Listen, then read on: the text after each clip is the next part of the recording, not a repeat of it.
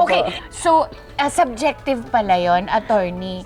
Hindi lahat ng establishmento or sellers can accommodate that. Opo, especially kung ang Okay. dahilan ay change of mind. Okay, okay.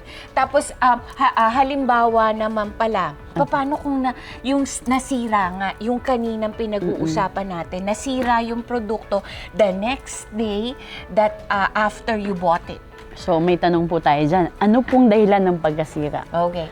Gawa ba ng buyer? Or dahil ba dun sa produkto mismo is inherently or natural na may problema yung produkto? Okay. So kung may problema po yung produkto, pwede po dun sa TR yung repair, replace, refund, ganon. Okay. Pero kung ang dahilan po ng pagkasira ng produkto is ikaw, as a buyer na gumagamit nun. Kunyari, TV na lang po. Okay. Bumili kayo ng TV.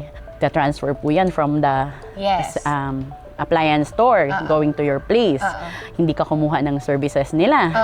Pagdating sa bahay nyo na, bagsak. Okay. Di ba may ganun po Depende kung sino nakabagsak, Yun attorney. po. Yun hindi nyo pinadeliver, ma'am. Kayo mismo ang bumili. Kasalanan Kayo ko na nagbitbit. yun. Oo. Pero, kung yung mga nagde-deliver ang nakabagsak, Opo, kasali Pwede. po yun sa sa kanila. Sa kondisyon. Obligasyon nilang ingatan hanggang sa paglagay sa wall. Kung sa wall man siya ilalagay. kung saan ilalagay. Ilalagay, yes. Okay.